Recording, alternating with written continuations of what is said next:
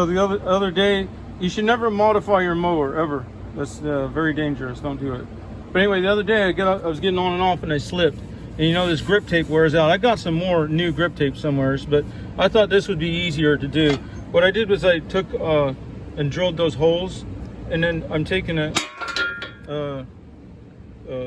lug nut, and then this piece was you know, them pegs they put on the front of bicycles on the front axle to do tricks and stuff. I cut it down, and then a bolt. So what happens is when you put this on the back side and you draw it up, it makes the holes raised so that your feet don't slip. So like I said, don't ever do this, because all type of modification to mower is very dangerous.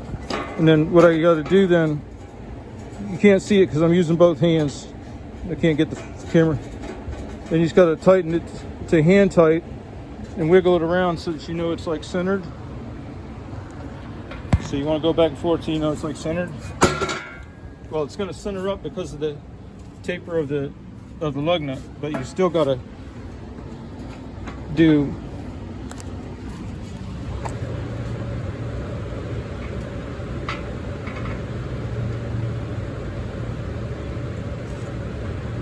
okay. It is hand tightened at that point. Then what I do is I just go like this.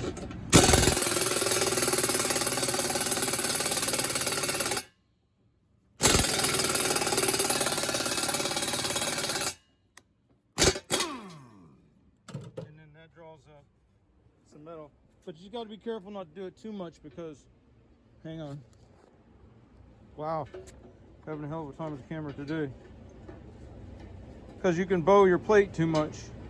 You can bring your plate back in by standing on it and stuff like that, but I'm noticing just from doing those few holes, that whole floor pan is getting stiffer than it was even before I drilled the holes.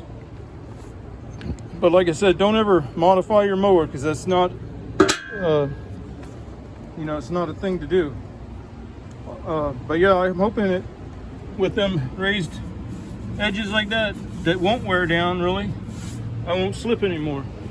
And then I was working on the forks too. Made a crazy mistake here. You see, I was jigging this. I was doing this jig so that I could drill the same spot on the forks all the way around and be in the same spot every time. So I got everything right on this jig position and this jig position. But then what I didn't realize is that when I did this one, I made it too narrow for my first hole. See right there, it's not going back down. That's the pocket for my second hole up from the axle bolt. And like I said, don't ever modify your mower. So what I got to do then is probably turn the drill around and put a small bit on there and just bore out a little curve right there where that corner is hitting. That'd be the easiest way to fix it, because it'll still have the two planes to orient itself for the other. But anyway, it's raining, so that I'm just working on my mower a little bit, doing a little bit of, you know, cosmetic stuff. One of these days I'll get around to painting, but I do want to paint them all up. I've got paint for them and everything. So, all right, I'm going to get back to work. Catch you later. Good morning. I had a couple of findings of fact or information that I wanted to convey. First of all, never modify your mower. Anyway, I've been working on my foot tray, getting ready for the season, and that it let me slip the other day when I was getting on and off the mower. So as I showed in the earlier part of the video, I machined out these holes, and then I used the swaging setup that I made homemade out of lug nut and BMX axle peg and a bolt. And the effect was really good. I mean, you know, it practically tears the bottom of my Crocs up before they would slip. Okay, so I'm changing up the pattern.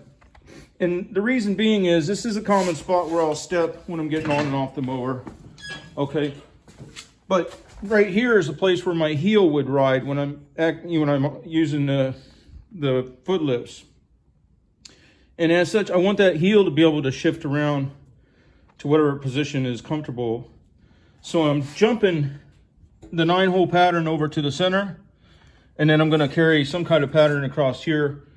Up here, it's not so much about traction because you never step on that, but about cutting weight, because I'm trying to get down where I can pull it with an even lighter trailer. So basically, there's my grid, and I'm going to do the 2-inch pattern here, a section of 9, just like these. And another reason, other than wanting my heel to be able to move around, is because a lot of times when I'm going between yards, my equipment rides there to cool off, because it catches a lot of air in the trailer sitting there. So it would be, you know, the weed whacker. Actually, I'm glad I'm doing this video, because now that I put the weed whacker there, I'm wondering if I really want holes along there. Anyway, the reason I wanted this area bare is because that's where the tanks and stuff sit. And wait a minute, I got those backwards.